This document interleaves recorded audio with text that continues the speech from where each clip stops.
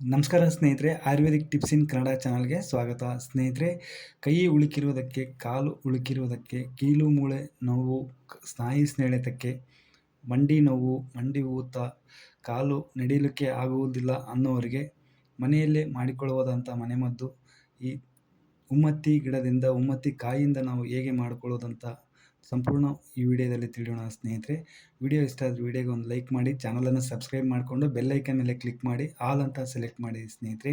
ಉಮ್ಮತ್ತಿ ಗಿಡವು ನಮ್ಮ ಮನೆಯ ಅಕ್ಕಪಕ್ಕದಲ್ಲಿ ಮತ್ತು ಹೊಲಗದ್ದೆಗಳಲ್ಲಿ ಇದೇ ರೀತಿಯಾಗಿ ಬಿಳೆ ಹೂವನ್ನು ಬಿಡುತ್ತೆ ಮತ್ತು ಕಾಯಿ ಮೇಲೆ ಮುಳ್ಳುಮುಳ್ಳಾಗಿ ಇರುತ್ತೆ, ದುಂಡಗಾಗಿ ಹಚ್ಚ ಹಸಿರಾಗಿರುತ್ತೆ. ಈ ಕಾಯಿಯನ್ನು ನಾವು ಕೈ ಮೂಳೆ, ಮಂಡೆಯಲ್ಲಿ ನೋವು, ಮೊಣಕಾಲು ನೋವು, ಕೀಲು ಮೂಳೆ ನೋವು, ಯಾವುದೇ ರೀತಿಯಾಗಿದ್ದ ದೇಹದ ಯಾವುದೇ ಭಾಗದ ನೋವಿರಲಿ, ಕತ್ತು ನೋವಿರುವುದನ್ನು, ಈ ರೀತಿಯಾಗಿ ನೋವಿರುವುದಕ್ಕೆ ನಾವು ಮನೆಯಲ್ಲೇ ಸುಲಭವಾಗಿ ಮನೆಮದ್ದನ್ನು ಯಾವ ರೀತಿ ತಯಾರು ಮಾಡಿಕೊಳ್ಬೋದು ಅನ್ನೋದನ್ನು ಈ ವಿಡಿಯೋದಲ್ಲಿ ಸಂಪೂರ್ಣವಾಗಿ ತಿಳಿಯೋಣ ಸ್ನೇಹಿತರೆ. ಹಾಗೆ ಈ ಸಸ್ಯವು ತುಂಬ 3 ಮೀಟರ್ನಷ್ಟು ಎತ್ತರವಾಗಿ ಬೆಳೆಯುತ್ತೆ, ಹಾಗೆ ಹಚ್ಚು ಹಸಿರಾಗಿರುತ್ತೆ. ಈ ಹೂವು ಶಿವನಿಗೆ ತುಂಬ ಅಚ್ಚುಮೆಚ್ಚಾದ ಪ್ರಿಯವಾದ ಹೂವು. ಈ ಹೂವನ್ನು ಅರ್ಪಿಸುವುದರಿಂದ ನಿಮಗೆ ಕಷ್ಟ ಕಾರ್ಪಣ್ಯಗಳೆಲ್ಲ ಶಿವನಿಗೆ ಅರ್ಪಿಸುವುದರಿಂದ ನಿಮಗೆ ಇಷ್ಟಾರ್ಥ ಸಿದ್ಧಿ ಕೂಡ ಆಗುತ್ತೆ. ಹಾಗೆಯೇ ಈ ಕಾಯಿಯಿಂದ ನಾವು ಕೈ ಕಾಲು ನೋವಿಗೆ, ಕೀಲು ಮೂಳೆ ನೋವಿಗೆ ಯಾವ ರೀತಿ ಮನೆಯಲ್ಲಿ ನಾವು ತಯಾರು ಮಾಡಿಕೊಳ್ಬೋದು ಅನ್ನೋದನ್ನು ನಾವು ವಿಡಿಯೋದಲ್ಲಿ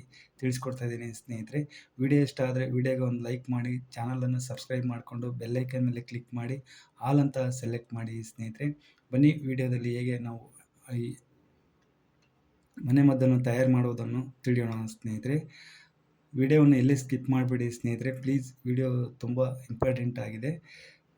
ವಿಡಿಯೋ ಸ್ಕಿಪ್ ಮಾಡದೆ ಸಂಪೂರ್ಣವಾಗಿ ನೋಡಿ. ಈ ರೀತಿಯಾಗಿ 4 ಕಾಯಿಗಳನ್ನು ತೆಗೆದುಕೊಂಡು ಅರ್ಧ ಕೊಯ್ದುಬಿಟ್ಟು ಇದನ್ನು ಕೊಯ್ದು ಇದರ ಕಾಯಿ ಮತ್ತು ಹರಳೆಣ್ಣೆಯನ್ನು ಒಂದು 100 ml ಹರಳೆಣ್ಣೆಯನ್ನು ತೆಗೆದುಕೊಳ್ಬೇಕು. ಒಂದು ಬಾಣಲೆಯಲ್ಲಿ ಇಟ್ಬಿಟ್ಟು ಲೋ ಫ್ಲೇಮಲ್ಲಿ ಇಟ್ಟು, ಹಾಗೆಯೇ ಈ ಕಾಯಿಯನ್ನು ಈ ರೀತಿಯಾಗಿ ಕೊಯ್ದುಬಿಟ್ಟು ನಾವು ಇದರಿಂದ ಒಳಗಡೆ ಇರುವ ಸ್ವಲ್ಪ ಬೀಜವನ್ನು ಸ್ವಲ್ಪ ತೆಗೆದುಬಿಟ್ಟು ಅದನ್ನು ಸ್ವಲ್ಪ ಅದರೊಳಗಡೆಗೆ ಎಣ್ಣೆ ಎಲ್ಲ ಹೀರ್ಕೊಳ್ಳೋ ಹಾಗೆ ಇದನ್ನು ಲೋ ಫ್ಲೇಮಲ್ಲಿ ಇಟ್ಕೊಂಡು ಒಂದು 5ರಿಂದ 6 ನಿಮಿಷದಷ್ಟು ಚೆನ್ನಾಗಿ ಕುದಿಸ್ಕೋಬೇಕು. ಇದನ್ನು ಕಪ್ಪಾಗೋ ರೀತಿಯಲ್ಲಿ ಇದನ್ನು ಚೆನ್ನಾಗಿ ಕುದಿಸ್ಕೋಬೇಕು. ಲೋ ಫ್ಲೇಮಲ್ಲಿ ಇಟ್ಕೋಬೇಕು.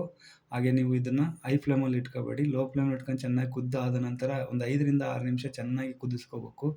ಹರಳೆಣ್ಣೆ ಇಲ್ಲಾಂದರೆ ಎಳ್ಳೆಣ್ಣೆ ಅಥವಾ ಒಳ್ಳೆಣ್ಣೆ, ಯಾವುದೇ ಈ 3ರಲ್ಲಿ ಯಾವ ಎಣ್ಣೆ ತೆಗೆದುಕೊಳ್ಬೇಕು. 100 ml ಎಣ್ಣೆಯನ್ನು ತೆಗೆದುಕೊಂಡು 4 ಕಾಯಿಯನ್ನು ಈ ರೀತಿ ಕೊಯ್ದುಬಿಟ್ಟು ಚೆನ್ನಾಗಿ, ಹಾಗೆ ಒಂದು ಚಮಚದ ಸಹಾಯದಿಂದ ಇದನ್ನು ಸುತ್ತ ಇದನ್ನು ಮಾಡ್ಕೊತ ಇರಬೇಕು. ಹಾಗೆಯೇ ಚಮಚ ಆಡಿಸ್ತಾ ಇರಬೇಕು. ತುಂಬ ಇದನ್ನು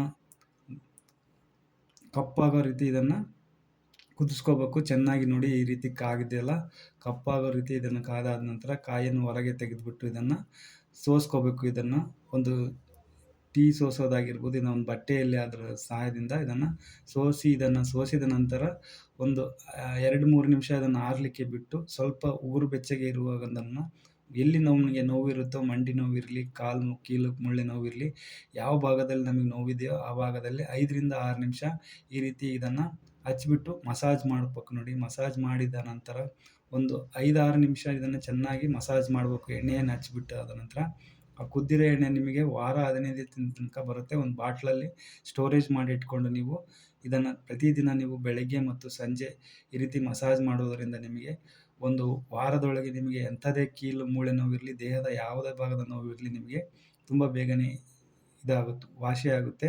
ಹಾಗೆ ನೀವು ಬೆಳಗ್ಗೆ ನಿಮಗೆ ಒಂದು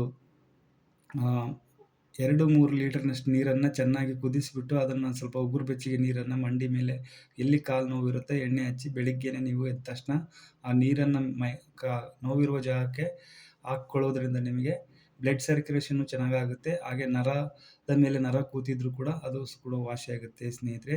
ಥ್ಯಾಂಕ್ ಯು.